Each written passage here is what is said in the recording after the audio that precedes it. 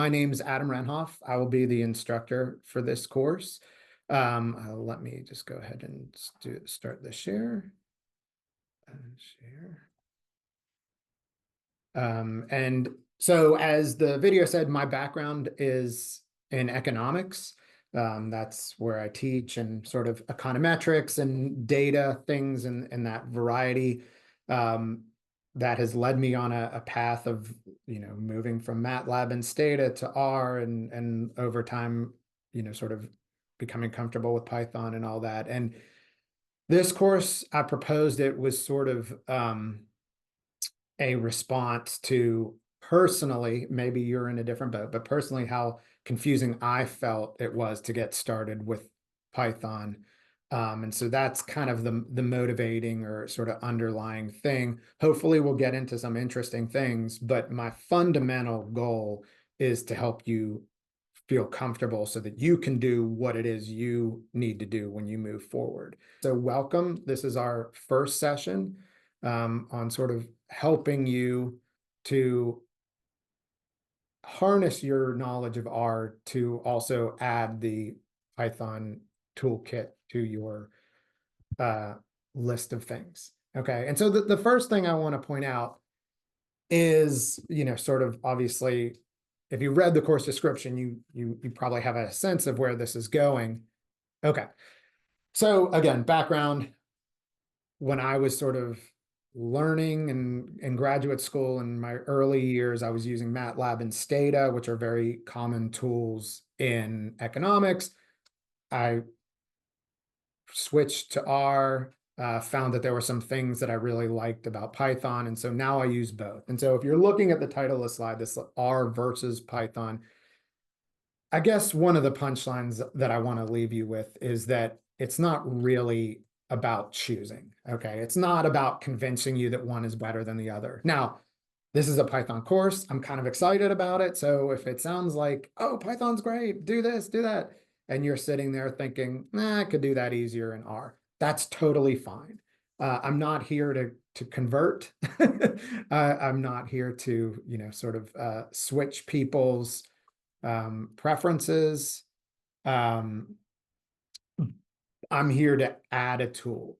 And so just for example, I think a lot of people, myself included, if you had to do a bunch of complex data manipulation things, probably doing something like using dplyr in R might be the way to go for most people. Now, I can kind of do everything in dplyr or in Python that you can do in dplyr, but you've got this knowledge. Maybe you're one of these R super users, but I've seen some amazing scripts that have just like 30 lines, maybe not 30, but of piping one thing to the next, to the next, to the next. Okay, that's a really high amount of human capital knowledge, and you may not achieve that with Python, but there might be things in Python that are just going to be more advantageous. And so just a very common example, machine learning things, while I do actually have some positive things to say about machine learning stuff in R, editorialize I can do later, sklearn or scikit-learn is pretty much the biggest widely used package out there for deep learning processes. TensorFlow is great in Python. And so just sort of generally, I approach this class as I want you to have some knowledge, but ultimately what we're trying to do is add things to your toolbox. I will tell you where I first learned Python is I was a little bit afraid to do it, and I had the opportunity to get some amazing data, but I had to teach myself web scraping, and it was JavaScript website. And long story short, the resources available to me in Python were just far, far advanced over R. So it's not that you cannot do some of these things in R. It's just maybe that the experience and the opportunities are a little bit better. Okay. So I like this picture because one of the things that this picture, I hope, tries to convey is a lot of things can be done in both. Certainly there are things And some of what you think is the better approach might depend on some personal preference. So I will say, if you talk to people or maybe your own experience, I would say most people say, oh, R is just better at visualization.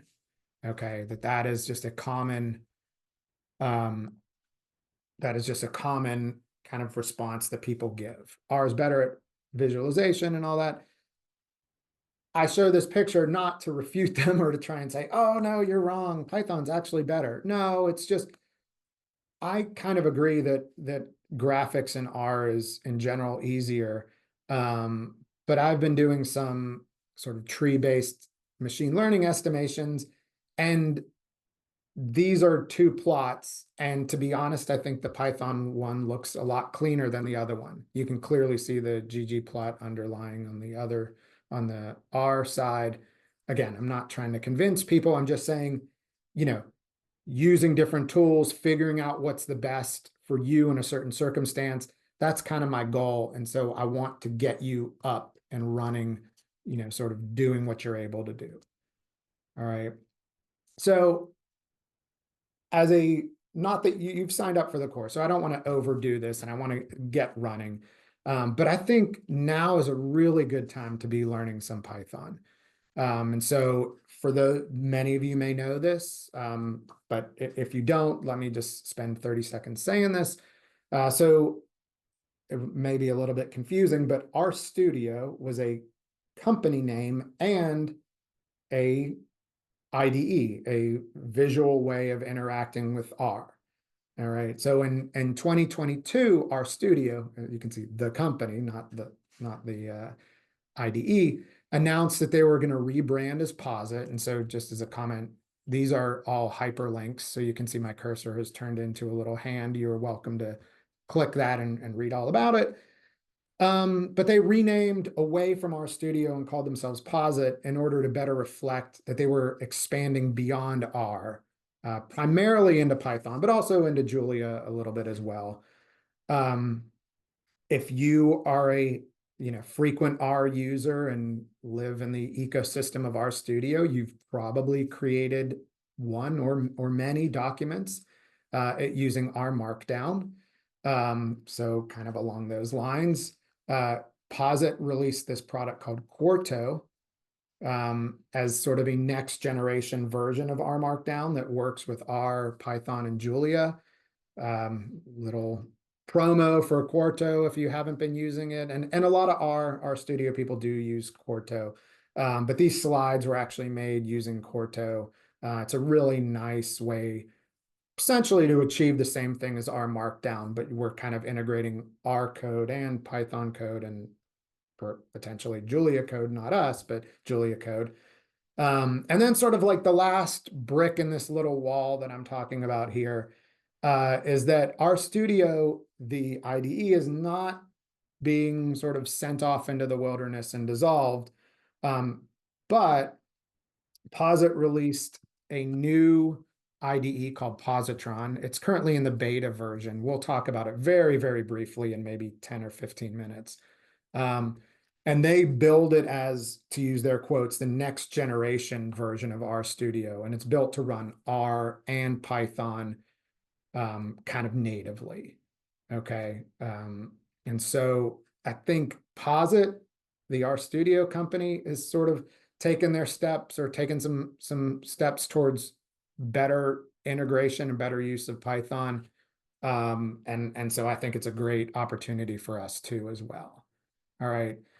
So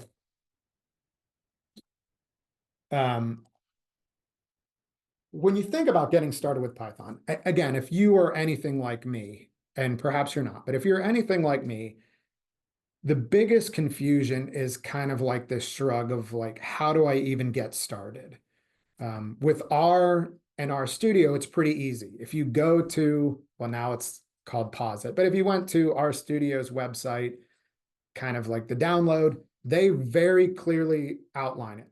Step 1, in a big font 1, download R. And there's a link. Now, R doesn't have the nicest user HTML interface, I mean, the website where you download it. So you might scratch your head just a little bit, but it's not too hard. And then item number 2 on that get started download was again, a big 2 in large font that said download and install RStudio. And basically you do that, you click open RStudio and you are ready to go. All right. And so I think for most people, it can be a bit more confusing to get up and running in Python. And so the big 2 questions just to start with are, how do I install Python? As you can see here, it's like there's different versions, different websites tell me different things. And where do I create and execute Python code? All right. And so to that end, I'm not going to go through all the steps here. I'll increase the font a little bit. But hopefully you were provided, I know there seems to have been some questions about the link perhaps to the materials page.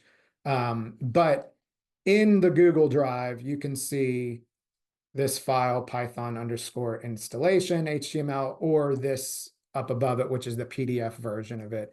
It is what you're seeing on your screen right now. And it goes through my suggestions. My suggestion for almost all users, and in fact, this is basically what I do as well. But I would take what I'm calling the minimalist approach or the minimal approach, and you can follow the steps here if you haven't already done that. We'll talk through some of this stuff as part of our conversation. But I just wanted to kind of show you this document. So this should help you get started with the how do I install Python part. My suggestion, again, you may already have Python on your computer, depending on things you've done in your past or whatnot. That's absolutely fine. You may have the Anaconda distribution, which you can see here. That's very common. That's totally fine. All right. I suggested the minimal approach because I think it is the best and easiest way to get up and running. I think Anaconda has some benefits to it, but it also has some annoyances and confusing elements. So my recommendation, if you have not done so yet, is to, in the Google Drive, open up that HTML again, or the PDF copy of it, and follow through with this minimal approach, some of which will be highlighted today.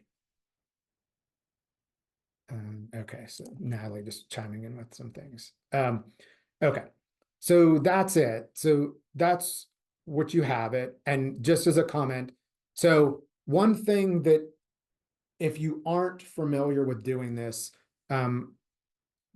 we're going to access the command line in Windows, or if you're on a Mac, it would be terminal, okay?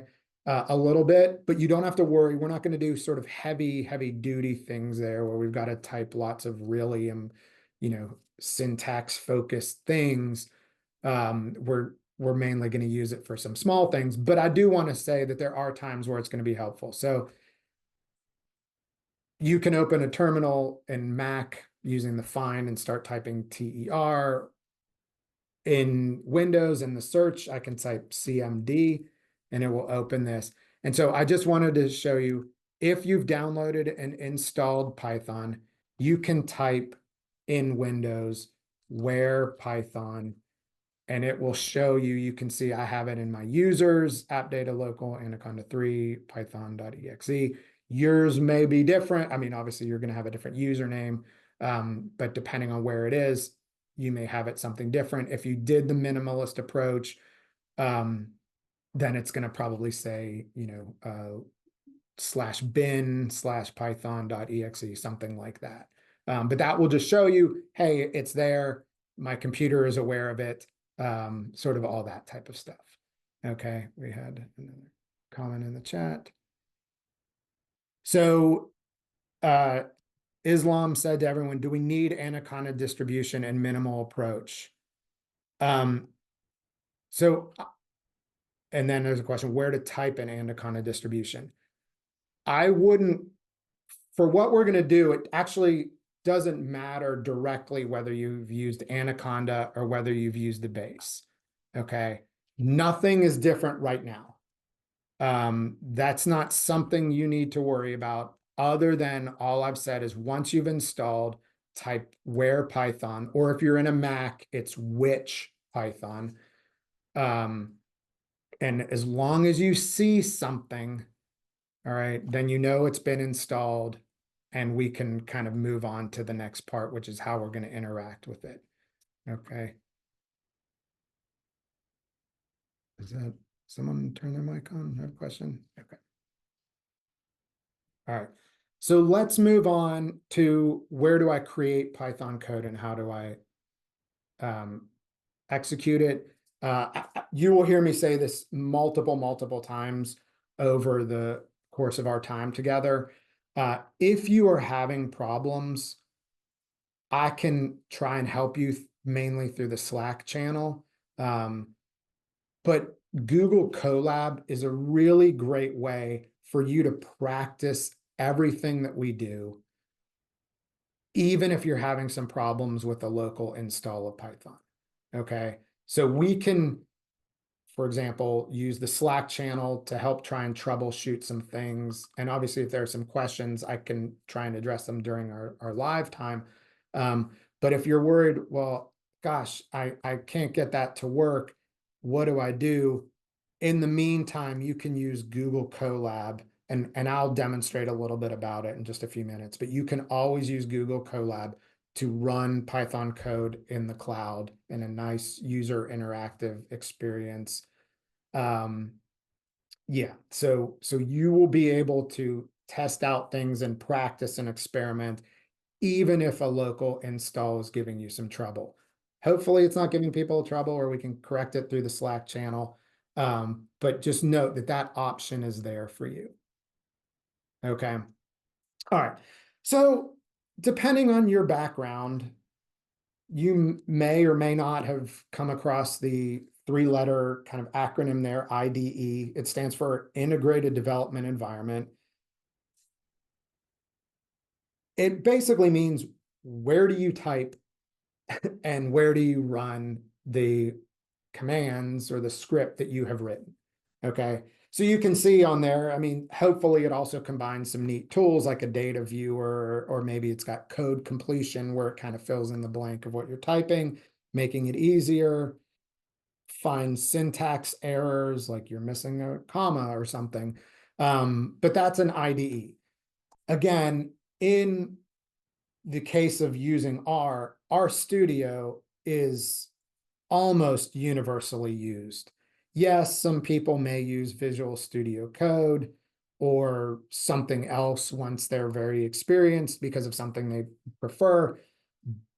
But everybody I know that sits down and tries to, say, run a regression or create summary statistics for some data set, if they're using R, they're doing that in RStudio. Okay. And so that's by far the most common IDE for R. And so as R users, we don't even really talk about it. I know I've taught classes, and it can take students till the very end of the semester to, recognize that RStudio and R are distinct products. Okay. Okay. That they're distinct products, because people just say, oh yeah. And I say, did you install R? They say, yeah, look, and they click open RStudio. Okay. Because we kind of use them interchangeably, but that's not the case with Python. And so I want us to be using it and learning things, and I don't want to spend a lot of time talking about every possible thing under the sun, but I do want to spend, 5 or 10 minutes just to give you some of the options and point some things out, because ultimately what you do is going to be a little bit of personal preference. Okay. So with that in mind, let me talk about a few different Python IDEs. Again, I'm going to show them to the screen. We're not going to spend a whole lot of time going through them. If you decide you want to try one and you've got a question about setting it up, again, that's a perfect thing to maybe throw in the Slack for me to talk, or for me to kind of address after our meeting today or before tomorrow's meeting, or again, even after the course is over. But I at least want to kind of throw it out. Because again, for me, when I started, it was this whole like, okay, I know R and RStudio, like, what do I even do? So here are some of the options. Okay. And I'm going to outline 3. It's really 5. I'll call it 3 and throw on a couple 2 at the end. But option number 1, and what we're going to use for the most part in this course, is RStudio. Okay. So if you were unaware of this, RStudio can actually serve as the IDE for Python. All right. This is done through a package called Reticulate. And if you're on the Slack channel already, someone, I believe his name was Alberto. My apologies for forgetting the name. But Alberto asked a question and said, hey, I've had problems with our Reticulate in the past. Hopefully we'll be able to, I'll give you some pointers so that you don't have problems with it. But I just want to point out, our Reticulate's only necessary if you're using RStudio. If you're sitting there scratching your head saying, what is Reticulate? Don't worry, we'll get to it in just a few minutes. Just, hold on for a second. And one of the neat things about the package, and it is an R package called Reticulate, is it allows you to share objects between R and Python. So this is one of the really cool features of RStudio, and RStudio using Reticulate. So you can see I have a little box on the screen, example workflow.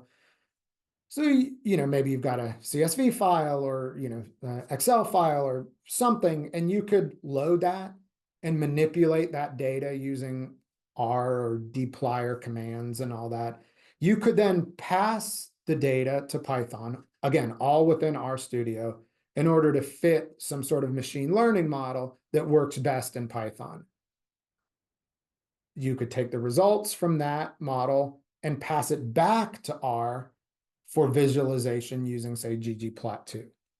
Yeah, that's just an example workflow. I'm not saying we're going to do all those steps. Don't worry, I am going to demonstrate all this stuff. The slides are really here as like an outline, but a lot of the time you're going to be kind of watching me and hearing me talk about actual live typing. So that is all coming. Just give us a second here. Okay, so if you want to do this, all right, so if you want to use RStudio as your IDE, whether just in the short term for the purposes of this class, or whether, again, as an R user, you feel most comfortable just continuing your exploration in RStudio, the first thing you need to do is install the Reticulate package. All right, and as you can see down here, this can be done, it's done in the traditional way. So here's R. I've already got it installed, so I'm not going to do anything. But in the console, I type install packages and then Reticulate, right? Hit enter. It gives me all the messages and does all the things. I don't know about you, but I always get sort of my eyes jump out whenever I execute like something like that in R, because you see all this red and then it's not, and then it's white font and then it's red, and anyway, and so you're like, oh, it's not working, but then it worked. But so you're going to need to install the package and Reticulate. Okay. And so I'm going to show this on this slide. And so this is just as a comment, one of the slides that works better is HTML than PDF. All right. And so let me preface my comment by saying this is what I would recommend to give Reticulate the best chance to work. Okay. Having said that, I was just doing some experimentation in the past week before this course started, and I used my son's gaming computer, just the computer he uses to play video games or whatever. And I installed base Python. I had R and RStudio installed, and I went and installed Reticulate and then tried to get Reticulate to work without doing this stuff, and it worked. But I've also read things that say, oh, won't work if you don't do this. So my recommendation is that you follow these steps. And so you'll see if you look on this, we've got a couple things, and I'll flip back to RStudio to show you. But you want to go into your global options. So if you're in RStudio, go under Tools and Global Options. Okay, so I'm going to do that. Mine's going to look a little bit different because it's already sort of set up. But you can see over here Python. Again, we see Python. All right.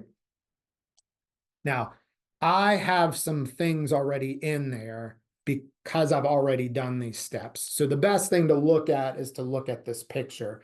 All right. And so when you click on under global options, you click on Python, perhaps, again, unless something's already happened, yours should be like mine, which is that it's empty. Okay, so it says Python interpreter and it says no interpreter selected. So what you're going to do, as the red arrow here is indicating, is you're going to hit the select button, and that's going to bring you to a screen like this. Okay, so I'm going to go over here. Again, you can see I already have something in there, but I'm just going to hit select. And you see finding interpreters, the little wheel is spinning. It might be small for you to see. And you see this system. And again, yours may look slightly different, but I look at this and I'm like, oh no, it didn't work. Again, if you look at the image here, you'll see it's clicked on Conda environments. Yours may have something under system.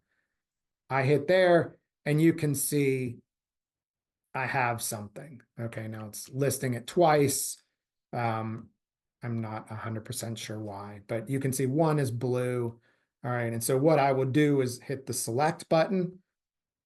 Okay, so I'm just going to cancel because I already have that. But I hit the select button and it goes to finished. And you can see that I now have a Python interpreter in there. Okay. What that's doing, so just to kind of give you a 2-second background on this, RStudio is designed to work with R. All right. Now its capabilities have grown over time substantially, but fundamentally, it knows how to find your R installation. It doesn't necessarily know how to find your Python installation. So that's what we're really doing. We're pointing it to our Python interpreter. So just as a comment, an interpreter is what runs the code. I could type Python code in the notepad of my computer, type up whatever I need, save it as a .py. All right, but to execute it, I need an interpreter, and so that's what we've provided. All right, and so just if you haven't noticed this, I just want to point out, and I'll show you on the other screen in just a second, but under the little drop down with the plus, one of the things you should be able to see is a Python script. Okay. Yes. So Islam asked the question, is this finding the location of the Python exe file? Yes. And it should be finding it for you. If you noticed, that's what the little spinning wheel was doing. And so on. Okay. So if you have a list of things under the system, what I would suggest is that you select the most recent Python version. You may have multiple versions downloaded, and that's what it's finding. I would select the most recent one. If you get into a problem, one of the things you can always post pictures to Slack, and I can see that. Okay. So I've got all this, and again, what I just wanted to show you is over here, we're under the little new file. I can click, and sort of by default, we may often just hit our script. But again, notice down here, I mean, there's other things in here, Stan, there's C++, SQL, all that. But one of them is a Python script.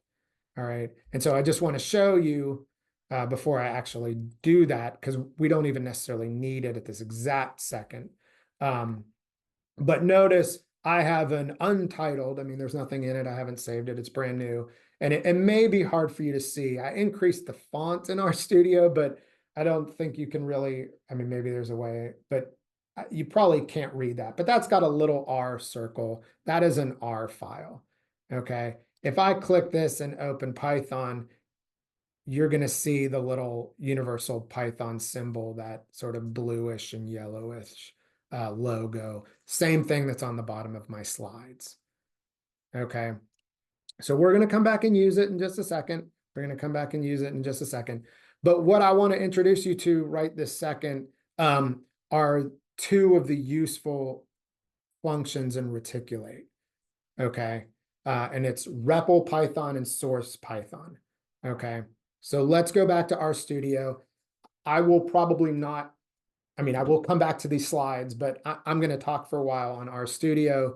Like I said, the slides are kind of a guide. All right. So you're in R, and I just want to comment. I've already sort of in the pre time before our meeting time started, I loaded things and got kind of things set up. So I already have set a working directory for my live demo. So things that I do will get saved to that, which is again the list of files or the folders that I will upload. So just to know that.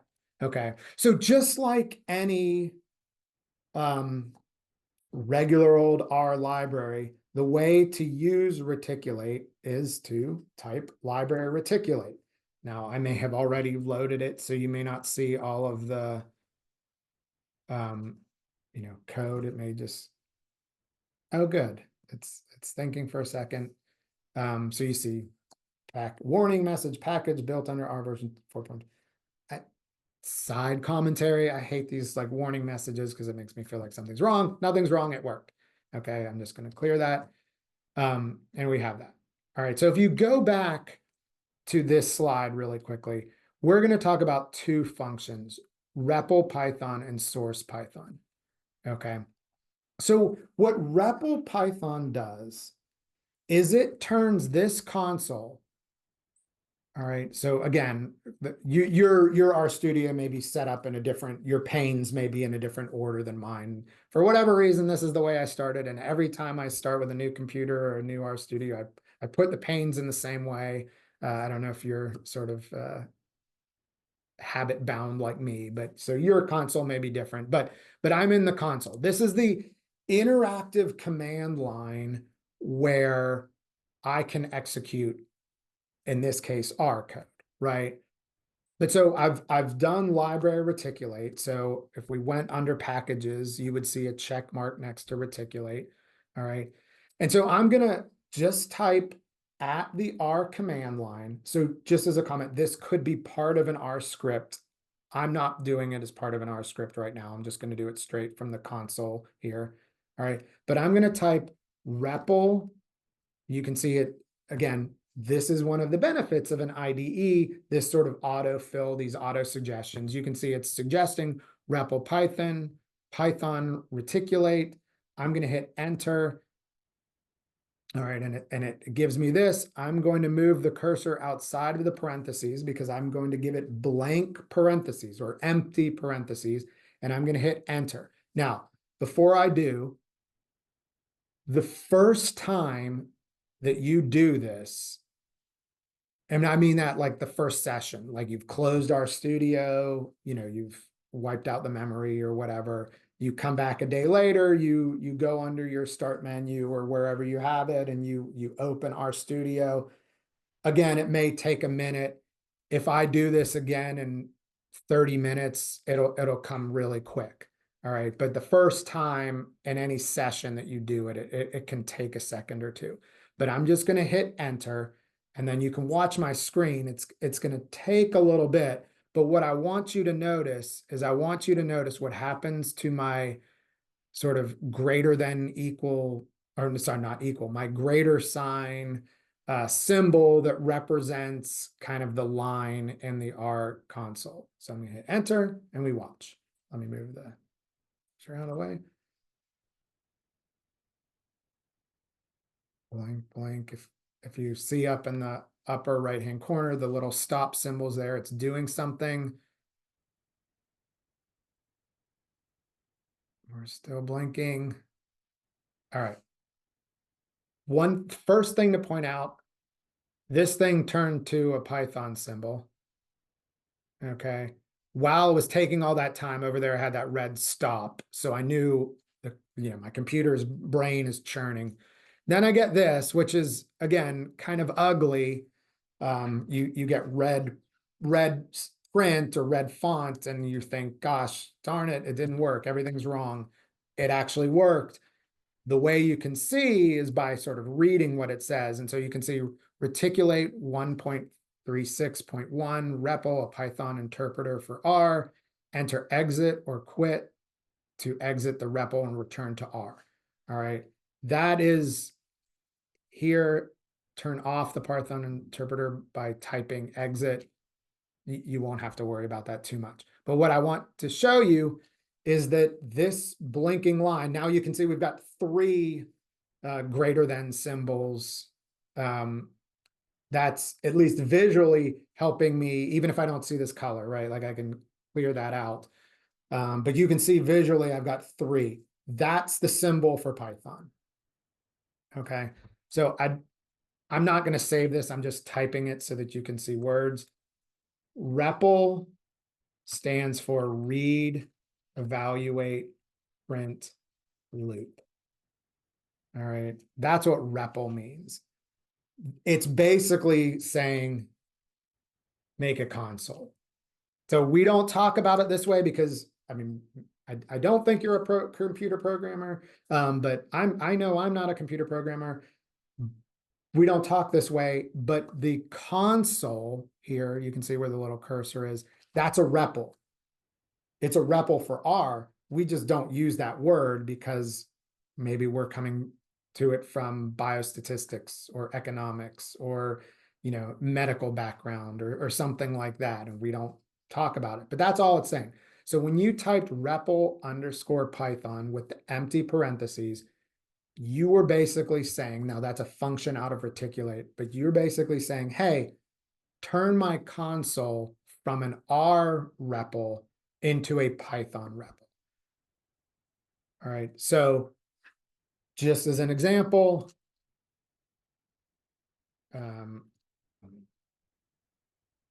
so I guess I had something in here from before, but notice I have down here in an environment, okay, R and the O and OS. Just don't worry about those. We'll get to them in just a few minutes. But notice it's Python. I can click back and click to R, and it says my R environment's empty. I didn't make any R variables. I didn't do anything with R. Okay. When I typed REPL Python, it switched, but notice I can move it back and forth as I want. So I'm going to, and we'll talk about details of Python and all that in just a few minutes. I mean, don't worry, we're getting there. But I'm just going to create a couple variables. So I'm going to say X is equal to 5, and I'm going to hit enter. And you see, just like if you were doing R down here in your environment, again, they're calling it data, a new data point is created, this object X, which takes on the value 5.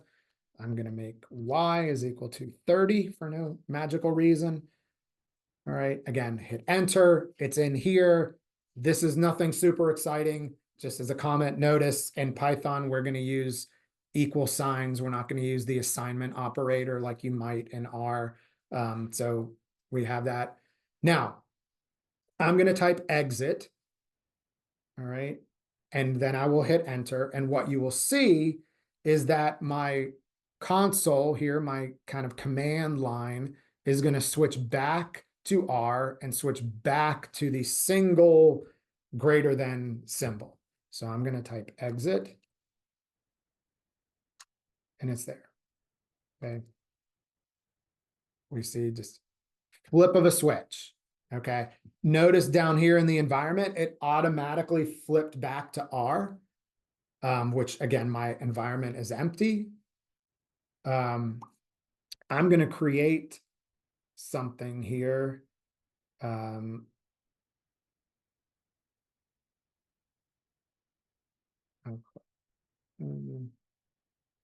What do I want to call it? Foods.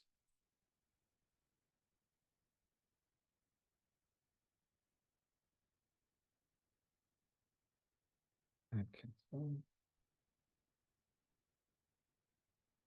All right, so I created foods. You can see again, here it is. We're in R. I know I used the equal sign instead of the assignment operator.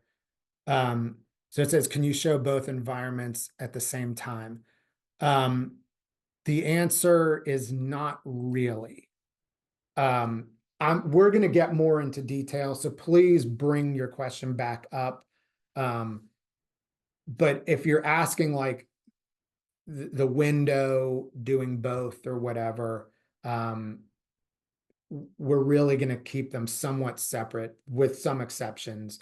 We'll return to this. Give me a little bit of time, and if you still have your question, please bring it back up. Okay, so I created this. This is an array of foods: apple, banana, cookie, whatever. You can tell I'm a little hungry. And you can see again here it's in R. All right, so now let me show you one of the really cool things about using RStudio to use Python.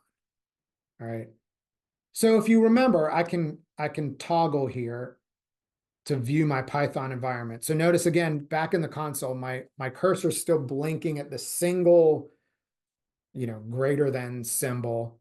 Okay, so I'm in R. You can even see back up here, my console is R.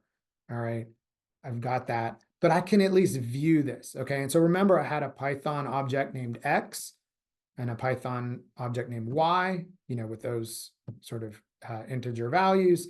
All right, go back to R. But now, so here's the really cool thing. So if I want to access those variables on the R side of my world here, I can do so using py as the leading kind of object name or variable name. Okay, so I'm going to type py. All right, now if are, again, you're all R users of varying degrees, but whenever you want to access something that belongs to an object in R, you typically use the $sign, right? It's how you get the columns, perhaps. I mean, there's more than one way to get things. You've used LM to estimate a linear regression model, and you want to pull out the coefficients, you use the $sign or what have you. So same thing. I'm going to use the $sign here to access elements from that. And again, one of the beauties of using an IDE is you're going to immediately, if you look at my screen close enough, you're going to see some things pop up. So $sign, and I've got some options. X, I'm going to hit enter.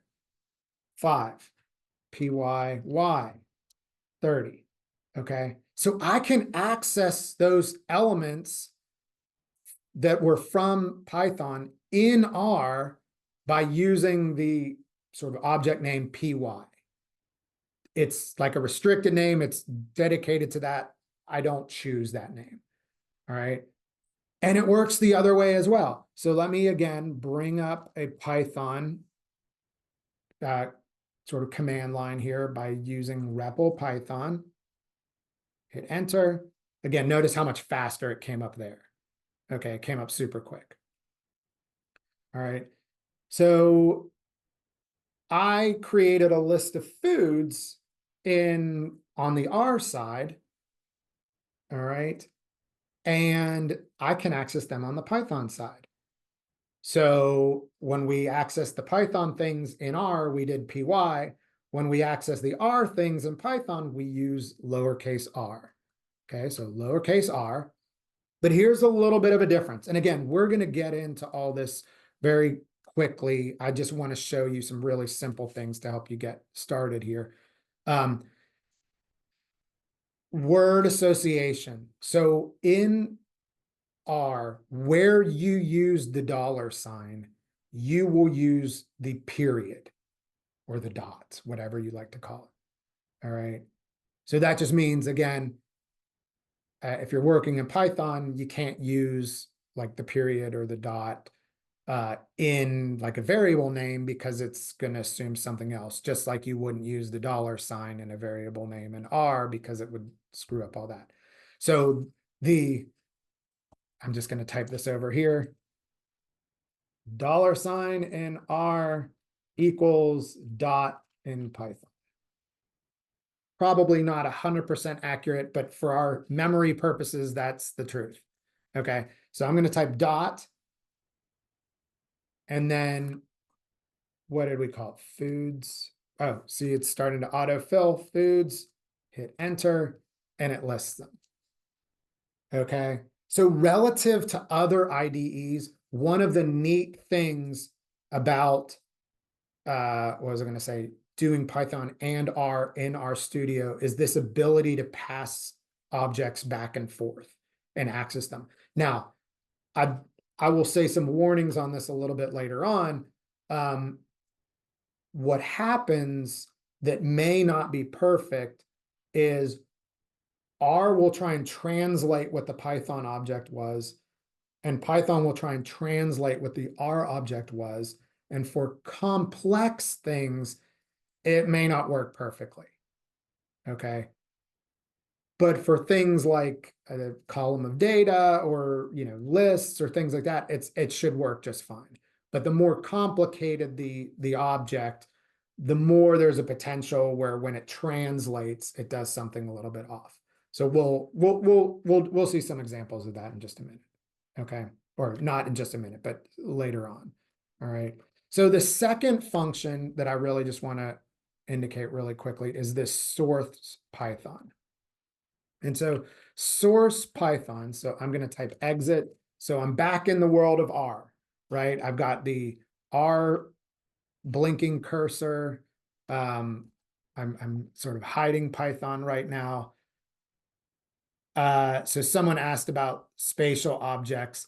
I haven't experimented too much. My suspicion is that they will not work very well, passing them back and forth. That's the type of thing. I know some of the machine learning models, they don't have exact comparisons, and so they don't translate well. You would just have to try. Simple things, easy to share. More complicated, I'd be a little bit more hesitant about sharing. Can always try it, but you're liable to run into some mismatch of types. So I'm going to go over to this, and this is the dumb, silly example that people always say. I'm just going to do print generic hello world. All right, so notice I'm in Python, so this is Python. I'm going to hit save, and you can see it's prompted me where my current folder is, and I'm just going to call this hello world. Notice it's prompting me to save as a type.py file. So I'm going to hit save. Okay, again, you can see that has changed the name here. All right. So the second function here, source Python, is basically a way to say from R, because again, these are reticulate functions. These are not functions of Python, for example. These are functions written in reticulate to work with R. Okay, and so source Python basically says, hey, run a .py file. Okay, so again, I'm in the same folder. I can type the directory command and just see, okay, yes, hello world.py is in that folder. And so I can type source. You can see it's the third option here, source Python. In quotes, I'm going to put hello world, if I could spell. And I'm just going to hit enter. And you can see it executed the Python file and returned me to the world of R. Okay. So it ran that just the way you might run it in a different way, like from the command line or the terminal. We'll talk about those things. I don't want to get hung up on that right now. Okay. So a lot of what we're going to do is going to be in this. Okay. Just because, again, you're all familiar with the environment, you're familiar with, you know, installing packages. A lot of that stuff is easy. So we're going to use a lot of RStudio, but I will show you some others in just a second. The one thing I wanted to point out is you can embed. So if this, I haven't saved this as anything, and I'm not going to save it as anything because I'm not really going to use it for anything. But this is an R script file, so I could give it a name, you know, like data cleaning.r or something like that, and I could do all the steps. REPL Python and source Python are R functions. So I can actually, in that script file, have just the way you might list it out, like load the data in R, do some operations, okay? Then the next line could be REPL Python with the parentheses again, and then below that, some Python code, and then exit, and then some more R code. And so you could, I've been doing these things from the console and just doing them sort of on an interactive line by line basis. But I just want to point out you can include them in larger script files. Okay. But again, just to be clear, this is RStudio, but it's all happening because of the reticulate package. Okay. All right. So I don't want to get too heavy into this. I just want to, again, show you some of these options or what have you. A second really common option is to use Jupyter Notebooks. You can actually use Jupyter Notebooks with R, so it's certainly possible that some of you have used a Jupyter Notebook. But what I would say is that they're very similar to R Markdown documents in the sense that it's a way to integrate text typically typed as Markdown, although, you know, if you knew raw HTML, you can type that as well. And code and output. All right. What I like is this second bullet point, that Jupyter Notebooks are a little bit more user-friendly, in my opinion, right? Throw in the caveat, in my opinion, because they don't need to be knit in order to see the end result. I mean, if you're like me, and maybe you're all just better, and that's totally possible. But if you're like me, you're typing something in R Markdown, and you do some things, and maybe there's some code, and maybe you've written out some equations or something, and you kind of hit save, and you hit knit, and like the first thing you do is kind of cross your fingers because you're like, please don't, you know, get hung up on, oh, this code chunk didn't work, or oh, it worked. Okay. So the nice thing is that this all happens sort of chunk by chunk, whether that chunk is code or that chunk is text. And so you don't do some sort of like final rendering or knitting. These notebooks work in the browser. All right. And so just as a comment, if you have or will explore Google Colab is just an online version of Jupyter Notebooks. Okay. So they save in the .ipynb. That stands for old years ago. This started as IPython. And so it's IPython, and the I stands for interactive, and NB is notebook. So it's sort of the origin is that way. If you go into the what was I going to say? Into this, what was I going to say? Here is how you can install the Jupyter Lab. We'll talk about this stuff in just a few minutes when we get started with how things work. But I just want to point out that the instructions for doing what I'm about to do are in there. Okay, so for right now, it's going to seem like magic, but hopefully it'll clear up in just a minute. So what I'm going to do is I'm going to go to my day one folder.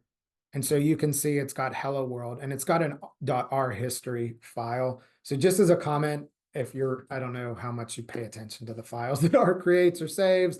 I don't really like it saving a whole bunch of things, but what happens is if you use reticulate, it has to save the R stuff and then basically like live in Python. You know what I mean? And then when you go back, it calls up the R history. So you're going to get an R history file. Okay. But what I'm going to do is I'm going to open Jupyter Lab, which is sort of it's hard to see where everything ends with this. So let me put something else in the background. I don't know that this is any better, but yeah, there's a lot of white here. Sorry. This runs through these notebooks. The modern way to load them is through Jupyter Lab. So that's what I'm going to do. And so here's a little trick. I don't like dealing with file paths, especially because at my work, we use OneDrive that has just an obscenely long name, and there's no way to not make typos or whatever. So a really nice thing to do, and you can do this from a Mac too. If you right click in a Mac folder, you should be able to open terminal from location or open terminal from folder. I forget which term it uses. But if you're doing Windows and you have the little browser bar with your location, just click. And I know it's highlighting that very long path, but if I just type CMD, it's going to launch a command window from that location. So it's already in that directory. And then what I'm going to do here, just to show you these notebooks, again, we're going to get into learning code and syntax and stuff very shortly, but I just want to show you some of these options. I'm going to type Jupyter, and it's with a Y instead of an I, Jupyter Lab, and hit enter. You're going to see a bunch of junk here. All right. And you see it automatically opened my browser here. I've got some things along the side you don't have to worry about for right now. You can see I launched it from my folder, so it's recognizing that hello world.py is there. It's irrelevant for right now. But what I'm going to do here, you can see where my cursor is hovering over Notebook, Python 3. I'm going to click it, and it's going to open this thing. Okay. Now, let me toggle back to my folder. And notice I now have this thing, Jupyter source file, untitled. And you can see over here, untitled.ipynb. Okay. And it's got a little cell here. Okay. So if I hover my cursor here over the word code, you see a little drop down, and I can select, don't worry about raw, but I can select markdown or code. Markdown is how I enter markdown. So this is exactly like our markdown. This is not a course on markdown, so I'm not going to get heavy into the weeds here, but I could say, project title. That was the title of my project. Here are more words, blank, blank, blank. Okay. So this looks like, depending on how you orient your RStudio, for me, it'd be the left, but this looks like the window where you might be typing your R markdown stuff. There's no YAML here, but it might otherwise look like that.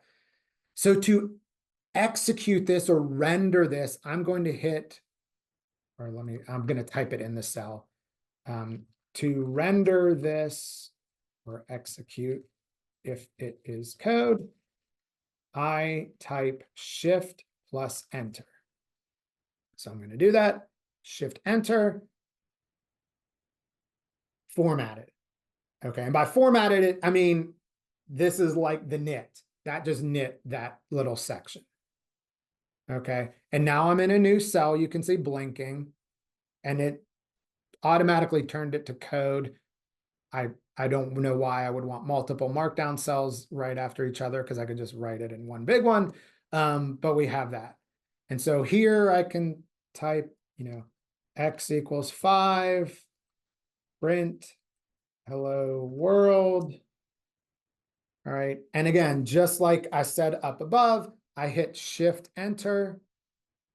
It executes them. See it, notice it turns it gray, gives that a little 1. All right. And so that's the basics. I mean, we can get more into details later on, but there are some neat things about this. Like, for example, I can really adjust. I can just pull this if I wanted the code at the top. No, I want the title at the top. So let me drag it back down. Lots of things like that. Okay. I'm going to type save, and I'm just going to call this demo NB for demo notebook. And again, this file will be uploaded at the end of today. I'm just going to rename it. I go back to my folder just to show you demo NB. All right, that has been updated. That's the name. This is the file. If I wanted to share this file with you, and I will later on, I take that. Okay. I'm not going to demonstrate it for time purposes, but this is an active link. If you click on Google Colab, that gives you basically an online version of these Jupyter notebooks. It runs fully in the cloud. You don't need to have Python installed. What I just did would require Python to be installed. It would not require Reticulate because it's not also running R code at a simultaneous thing, but it would require you to have Python installed. Okay. If you want to experiment with that, again, without having it local, do Google Colab. If people have questions about Google Colab, I can answer them a little bit later, or even maybe demonstrate in some extra time or something at the end of the session. But just know that Google Colab is essentially just a cloud version of Jupyter Notebook. Now they've built in some different things, like it can link to your Google Drive and, you know, sort of all that type of stuff. One thing that's actually neat about Google Colab is that you can select GPUs. So if you're doing something heavy duty, you can actually say write code on your computer and then run it in Google Colab and harness having them have a bunch of GPUs to do things a little bit better than maybe your old outdated laptop or something can even do.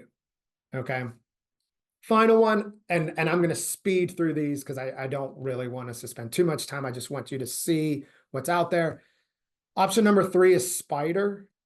So if you installed via Anaconda, Spider will be in your start menu. So I'll just show you, like here, got Anaconda, Spider. Okay.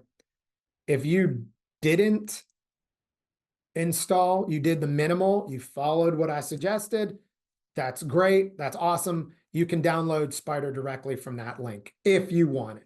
I'm not saying you need it, not even saying you want it, but I'm just saying you can go the minimalist way and still get Spider. Spider, I've already got it open, looks like this. Okay, so you may organize your windows and panes, and maybe you like dark mode instead of light mode, and you can change the color schemes and all that stuff under, I think it's under the preferences. Yeah, appearance, like can choose like dark mode and all that stuff. I'm not going to play around with any of that, but you can change it around. You can move the panes. But what you see is you've got kind of a similar situation to what I saw in RStudio, which is that I have kind of a dedicated scripting area over here. I haven't created a file or saved anything, so it's just calling it temp. I've got here a console, which is a REPL. It's an interactive cursor. And then down here, you can see I've got some of the things that we might be familiar with from RStudio. So x equals 5. Boom. X appears down there. Y equals 30. Enter. Down there. All right. So one of the things, I'm not trying to sell you on Spider. One of the things that's nice about Spider for people that are familiar with RStudio is it's got some of like the data viewing and like what are the types and the sizes and what are the stuff that you may feel comfortable with coming from RStudio. I personally don't believe this is better, but I will say one thing is Spider does not require Reticulate because there's no R code going on. So again, if you're having some issues with Reticulate, which is a package written for R, then you know this is one of your other options. Going back to my slides here. I'm calling this honorable mention. That's probably in some ways underscoring it. So in my opinion, probably the most common free IDE is Visual Studio Code. In Visual Studio Code, I can do Quarto, I can do Python scripts, I can do Jupyter notebooks, I can do lots of things. So personally, the slides I made for this class, I made in Visual Studio Code. When I write, I'm currently using Shiny for Python to make an interactive web app, and I'm doing that in Visual Studio Code.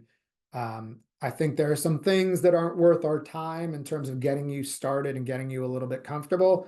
But if down the line or even during these few days, you're interested in more information about Visual Studio Code, please, let me know and I can talk maybe a little bit about it.